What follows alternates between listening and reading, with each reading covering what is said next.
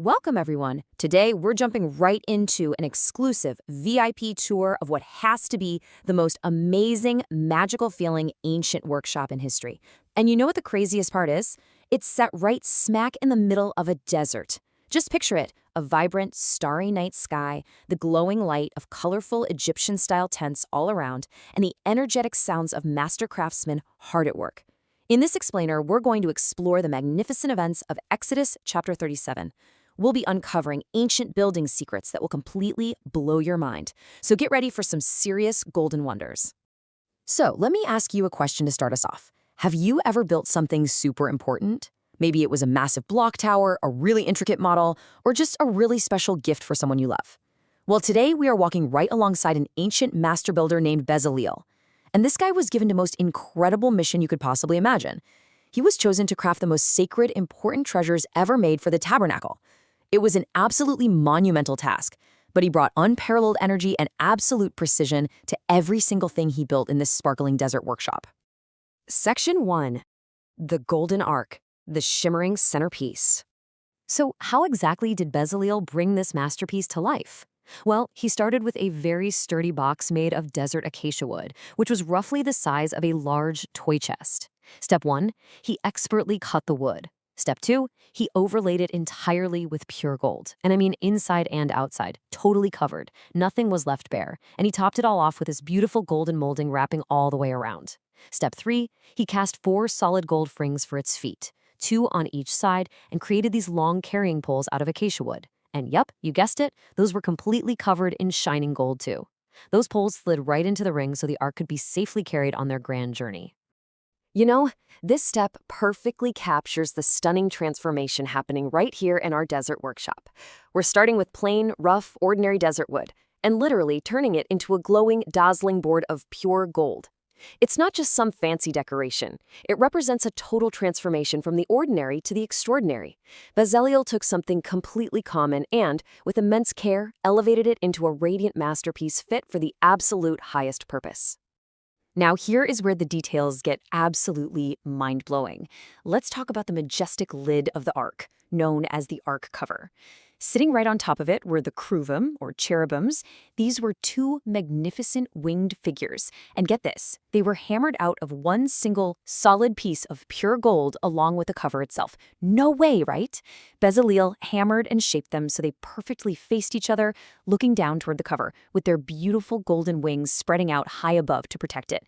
It is just a true masterpiece of ancient metalwork.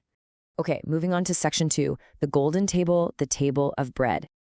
As we step a little deeper into the workshop, we find Bezaleel working on a very special table meant to hold sacred bread. It was about the size of a small coffee table, and again, completely overlaid with pure gold.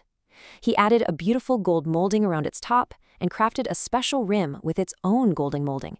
And, just like the ark, he cast 4 gold rings near its legs to hold golden carrying poles. But wait, it doesn't stop there. Bezaleel crafted every single utensil for this table. The dishes, the pans, the bowls, and even the pitchers, entirely out of pure, shining gold. Just imagine sitting down to a table where literally everything glows. Section 3. The glowing lampstand, the menorah.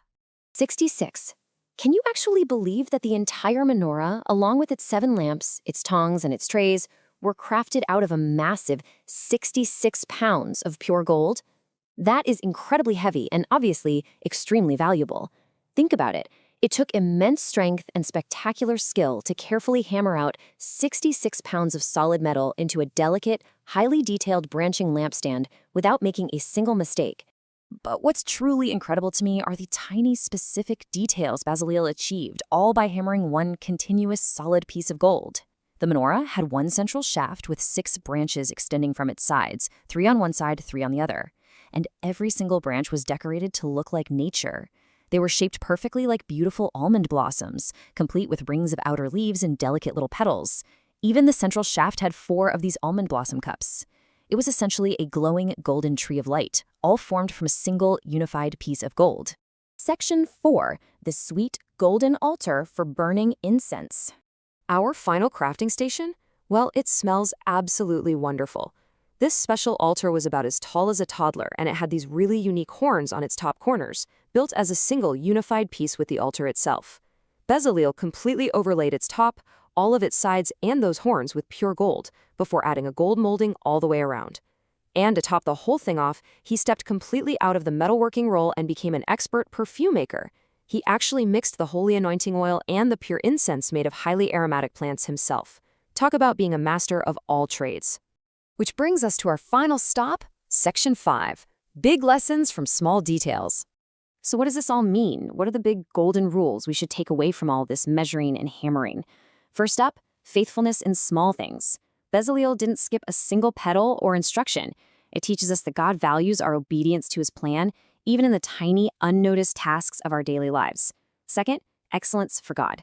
By using the finest materials like pure gold, we're reminded to offer our absolute best, our talents, our time, and our efforts. Third, obedience as worship. Simply following instructions and paying attention to detail is a profound act of love and worship. And finally, God desires to dwell with us. All of these beautiful items were built for one huge reason, so God could be close to his people and provide mercy and forgiveness. Isn't that just an incredible story of craftsmanship and dedication? It leaves us with a pretty huge question.